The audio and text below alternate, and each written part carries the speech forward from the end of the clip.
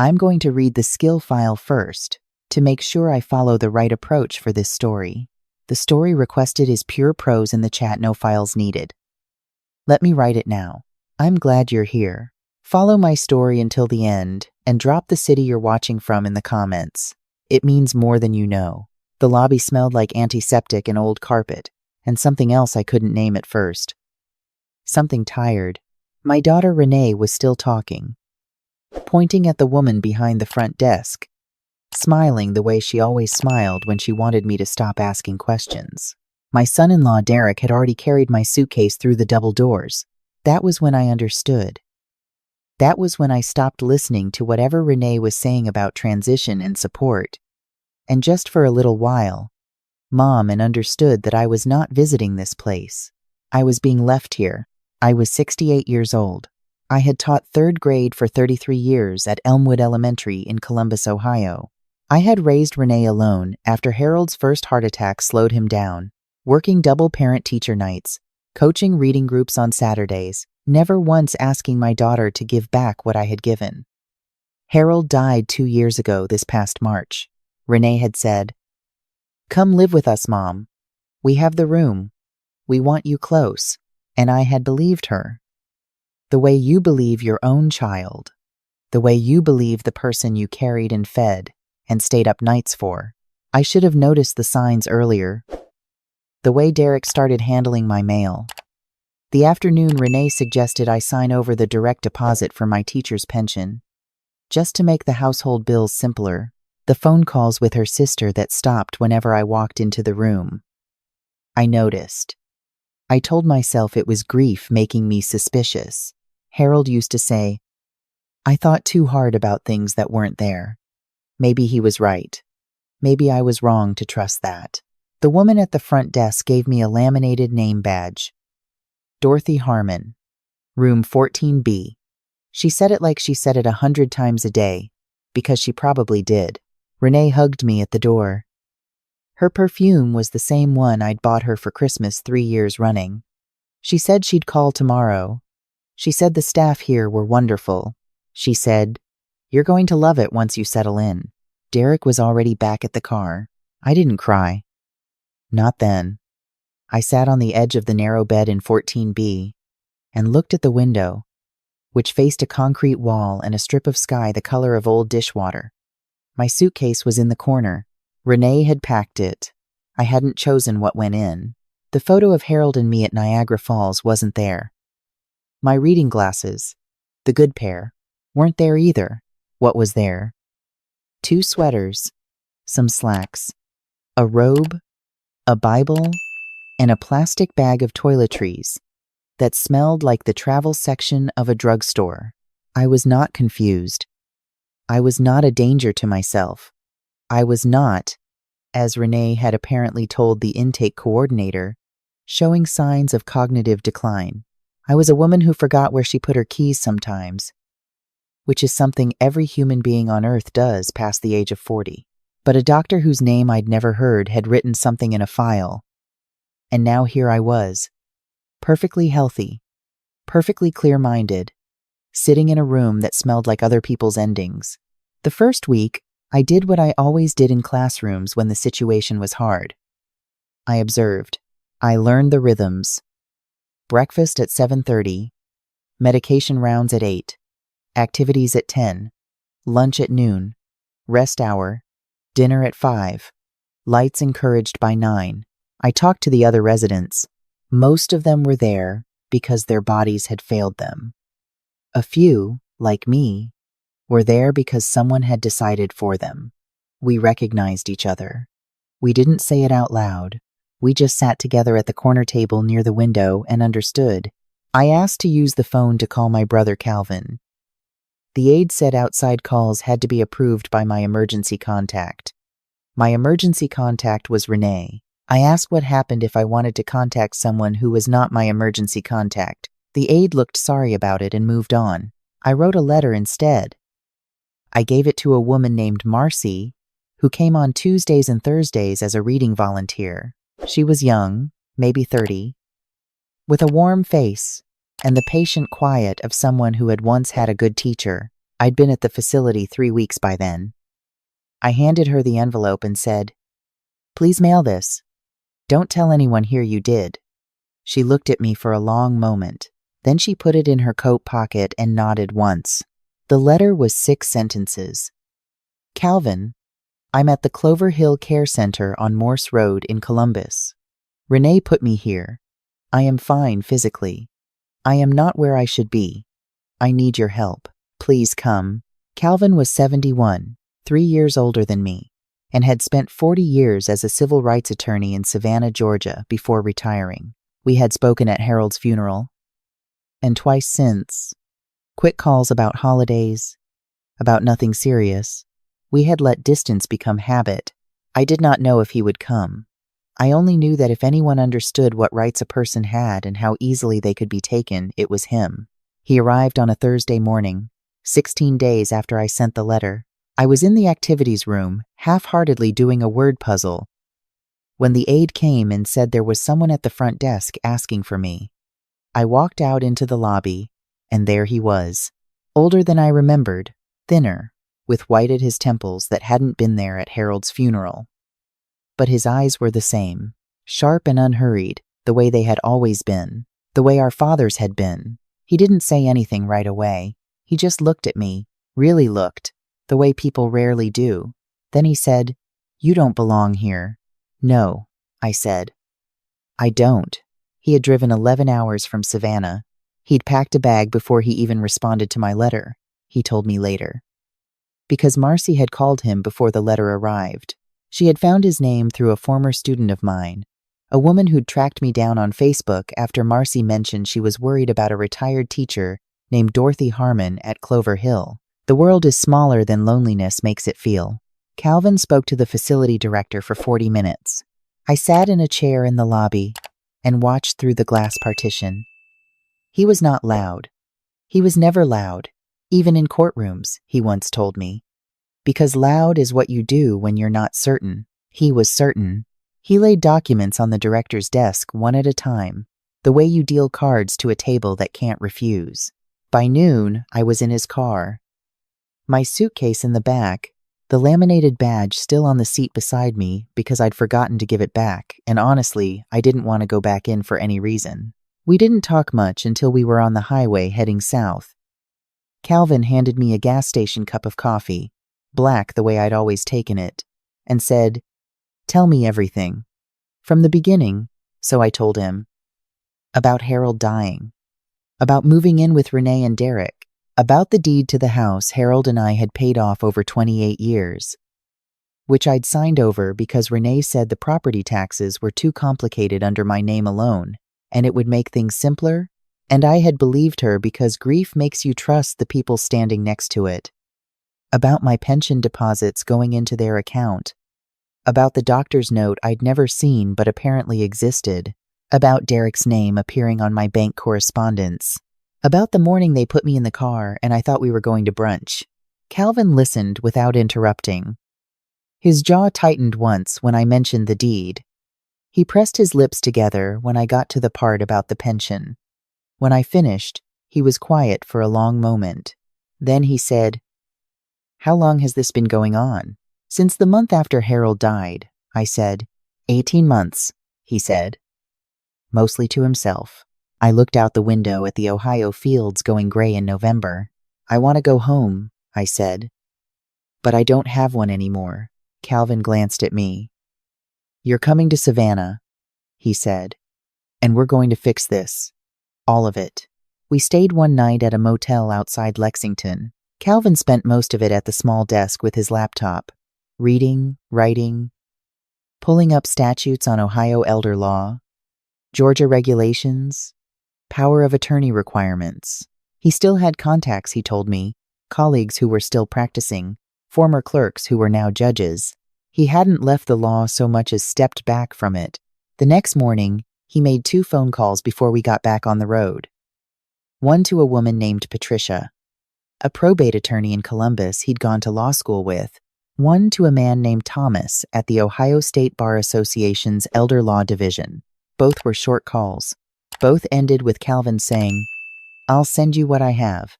I asked him if he thought we could actually undo what Renee had done. He considered the question seriously. The way he did everything. The deed and the pension access aren't the same problem, he said. The deed is going to take longer. The pension, we can move on faster. He paused. The nursing home placement was the mistake they made. That created a paper trail that's going to be very hard for them to explain. Why? I asked. Because you don't have dementia, he said. And they know it. Whatever that doctor wrote, it doesn't match a standard cognitive assessment. We're going to get you assessed properly by someone who has nothing to do with any of this. And when that comes back clean, everything else they did starts to look like what it was. What was it? I asked, though I already knew. He looked at me. Exploitation, he said. And in Ohio, that's not just a civil matter. His house in Savannah was a narrow 2-story on a quiet street with live oaks out front and a porch that caught the afternoon light. He had lived there since his divorce, 12 years ago now, and it had the comfortable disorder of a person who read more than he cleaned. Books on every surface. A kitchen that smelled like coffee and old wood. A spare room with a quilt that had belonged to our mother. I stood in the doorway of that spare room and felt something move through me that I hadn't felt in months. Not happiness exactly. Safety. The specific warmth of being somewhere that no one could take from you. That night, Calvin made soup, and we sat at his kitchen table and talked for 3 hours. Not about Renee or the house, or what came next, but about Harold. About our parents, about the elementary school Calvin had attended, where I would later teach. We laughed a few times. The sound of it surprised me. I hadn't realized how long it had been. The cognitive assessment was scheduled for the following Monday. Calvin drove me himself. The neurologist was a woman named Dr. Chen, calm and unhurried, who spent 90 minutes running through every standard measure: language, memory, spatial reasoning, executive function, orientation. At the end, she looked at her clipboard and then at me. Mrs. Harmon, she said, you scored in the high normal range for your age group across every category. She signed the documentation that afternoon. I'm going to tell you that what happened next did not happen slowly. Because Renee did not move slowly once she understood what was coming. It was Calvin who told me, 3 days after we arrived in Savannah, that she had called the facility asking why I'd been allowed to leave, that she had told them Calvin had manipulated me into going, that I wasn't capable of making that decision myself. The facility director had not agreed. He had, in fact, reviewed my file more carefully after Calvin's visit and found that the doctor's assessment used for my admission had been conducted at a clinic that had no formal relationship with either me or the facility, had been performed without my knowledge, and had been submitted by Derek, not Renee. That became a second paper trail. Patricia in Columbus was already moving on the pension. The deposits had been diverted through a joint account that Renee had set up in both our names the same month Harold died. The setup was legal on its surface, the kind of arrangement that gets presented to grieving people as simplifying things. But there were monthly transfers out of that account into Derek's personal account. Not large amounts, steady amounts, month after month for 18 months.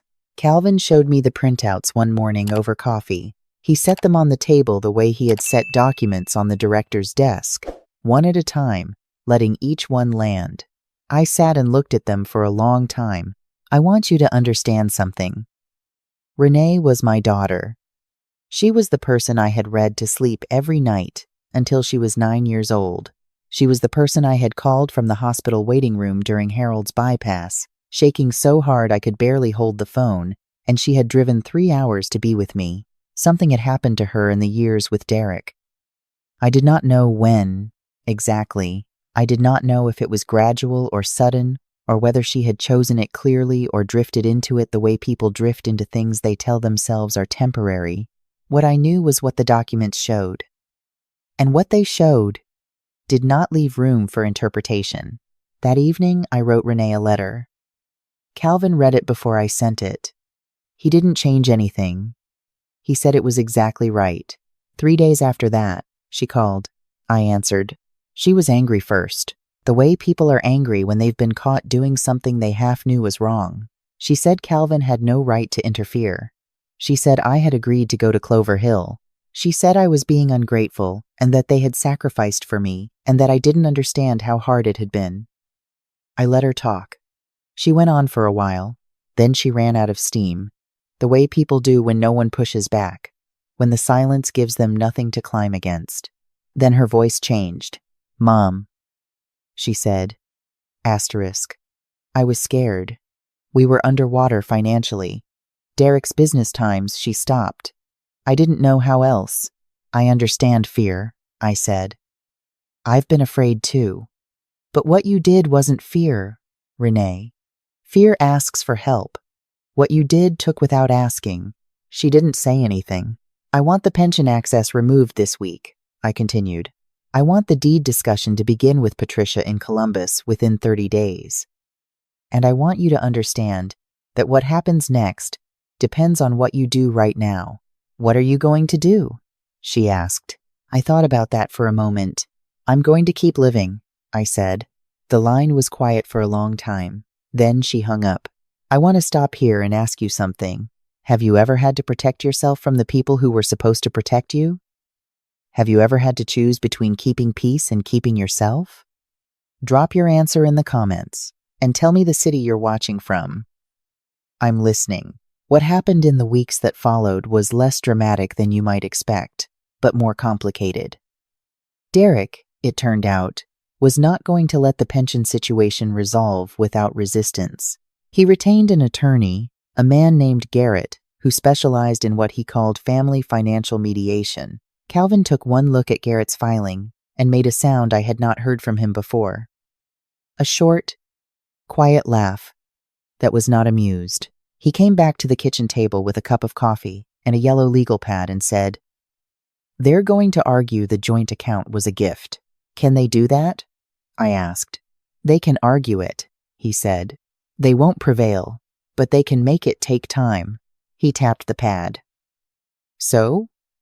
We don't give them time." Patricia filed in Columbus. Calvin filed a companion motion in Georgia, establishing my current domicile and cognitive competency. Dr. Chen's assessment was entered into both records. The Ohio Elder Law Division, which Thomas had been quietly briefing for 2 weeks, opened a separate inquiry into the circumstances of my nursing home admission. The day that inquiry opened, Derek's attorney withdrew from the case. Calvin set down his phone after reading the notification and said nothing for a moment. Then he picked up his coffee cup, found it empty, and went to make more. When he came back, he said, "They didn't think we'd move this fast." I thought about that. "Why didn't they?" He looked at me steadily. "Because you were alone, and they assumed you'd stay that way. The deed took longer. Ohio probate is not simple. And the transfer had been witnessed and notarized cleanly, which meant Patricia had to work through a different angle. The circumstances under which I had signed, my mental and emotional state 2 weeks after Harold's funeral, and whether the document had been explained to me fully and accurately before I signed it. There was also the matter of what Renee and Derek had promised in exchange. A home here, as long as you live, was not a formal legal commitment, but it was one Patricia intended to make very loud in front of the right people. We were not certain we would win the deed back entirely. Calvin was honest with me about that from the beginning. He said, "We might get a settlement. We might get partial restoration. The goal right now is to make pursuing this more costly for them than letting it go." I understood that. I'd spent 33 years teaching children whose families didn't have money for lawyers. I knew what it meant when the law required resources to access. I thought about the women at Clover Hill who had no one to write a letter to. I thought about that often. One afternoon in December, Calvin and I drove to the main branch of the Chatham County Library. He had a meeting with the branch director about a program he'd been loosely involved with before retirement, a legal literacy initiative for seniors. He introduced me as a retired educator and former guest of the Ohio care system, which made the director laugh before she caught herself and apologized. I told her not to apologize. It was accurate. On the drive home, I told Calvin I wanted to be involved with the program, not just observing, teaching. He glanced at me sideways. What would you teach? What I know? I said. Which is how to sit in a room and make people feel less alone in what they don't understand yet. He nodded slowly. That's most of what good lawyers do, too, he said. The first workshop was scheduled for the 3rd week of January. Calvin helped me put together a simple guide. 4 pages, front and back, covering the basics. What a durable power of attorney is, and what it isn't. How to revoke one, what a medical directive does, who you can call in Ohio, Georgia, and every other state if you believe you've been financially exploited by a family member. He had it printed at the library. 50 copies. 43 people came. There weren't enough chairs. I stood at the front of that meeting room and looked out at the faces, and I recognized something in almost every one of them, the specific alert quiet of people who have had to learn to notice things before things happen to them. Some of them were there because their children had their checkbooks. Some of them were there because a doctor had used a word they didn't fully understand, and no one had explained what it meant. Some of them were there because a neighbor had told them to come and they weren't sure why, but they'd come anyway. I told them what had happened to me. Not the whole story. Enough of it. I told them I had not been confused or incompetent or a burden. I told them I had been isolated, and that isolation had made the rest possible. I told them the most important thing I had learned in the past 3 months was not any legal statute. It was that silence, mistaken for acceptance, is how most of this starts. A woman in the second row raised her hand. She was maybe 75, with a silver braid over one shoulder and the watchful eyes of someone who'd been listening carefully her whole life. What do you do, she asked, if you don't have a brother who's a lawyer? The room went quiet. Everyone wanted to know the answer to that question. I looked at her and I said, that's why we're here. So you don't have to. Calvin was sitting in the back of the room. He didn't say anything, but I saw his expression. Something in it reminded me of our father, who had believed that knowing your rights was the one thing no one could take from you once you had it. In February, Patricia reached a settlement on the deed. Not full restoration. Renee and Derek retained title, but I received a formal, legally binding life estate, meaning the property could not be sold or transferred as long as I was living without my written, witnessed consent. I also received a lump sum settlement for the 18 months of pension diversion. It was not the full amount. It was enough. I did not go back to the house. I did not want to. I had made a life in Savannah in 3 months that felt more genuinely mine than the last 3 years in Columbus had. Calvin's spare room had become mine in the way rooms become yours. Not by the things in them, but by the mornings you wake up in them and feel like yourself. Renee called in March. She called on a Sunday, which was the day she had always called when she wanted to talk and not argue. I answered. She didn't lead with apology. She wasn't built for that. The same way I had never been built for asking for help. Instead, she said, Emma's birthday is in April. She keeps asking if you're coming. Emma was my granddaughter. She was 7. She had Harold's eyes and her mother's stubbornness, and she had once told me, very seriously, that I was her favorite person who knew the most words. I said, tell her I'm thinking about it.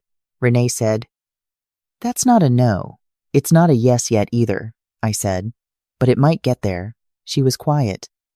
Then she said, Derek moved out in January. She didn't offer more than that, and I didn't press. She added quietly, asterisk, I've been talking to someone, a therapist. She says times she stopped. She says I let him make me into someone I wasn't. I thought about that for a long time after we hung up. I thought about how easy it is to become someone you weren't, and how hard it is to find your way back, and whether the finding back matters more than the distance traveled in the wrong direction. I didn't have an answer. I'm not sure there is one that fits all cases. What I know is that doors, once closed, are not always locked. The workshop ran every 3rd Thursday through spring.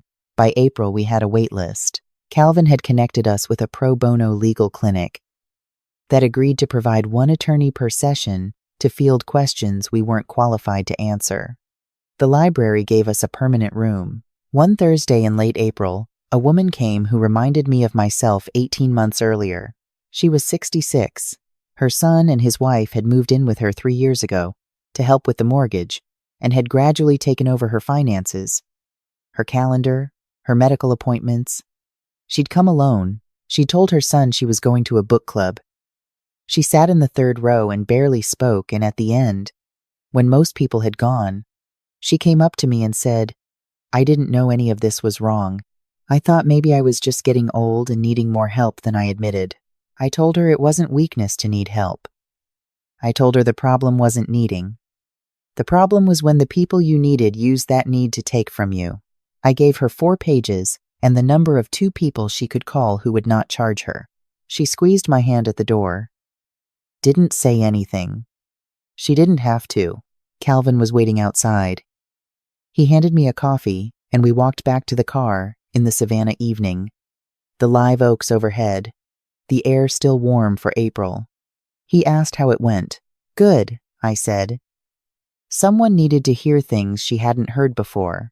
He nodded. That's the work. We drove home and made dinner and sat on the porch as the light went down over the oaks. It was the kind of quiet that isn't empty, the kind that has been worked for. I thought about Harold, who would have liked this porch. I thought about 33 years of third graders who maybe, some of them, remembered that their teacher had told them clearly was not the same as loudly. I thought about the woman in the third row, and the woman with the silver braid, and the 43 people who came when there were only 50 chairs. I had been placed on a shelf and left there because someone decided my chapter was over. They were wrong. The chapter they thought they were ending was the one I had written for them. The one I was writing now was mine. I planted a rosemary bush by Calvin's front steps that weekend. He said it didn't need much, just sun and enough room. I said that was true of most things worth growing. There are women right now sitting in rooms they didn't choose, listening for footsteps in the hallway, measuring the distance between who they are and who the people around them have decided to make them. I want you to know that distance is not permanent. Clarity is not a luxury that only people with money can afford. And the moment you understand what belongs to you, by law, by right, by the simple fact of still being here, no one can take that back. If you've been through something like this, or you know someone who has, tell me in the comments, and tell me what city you're watching from tonight. I'm here, and I'm listening. If this story moved you, check out 2 others on the channel. My son forged my will, then my granddaughter found the real one, and I was evicted by my own daughter at 73. What happened next changed everything. Thank you for watching Her Family Stories. I'll see you in the next one.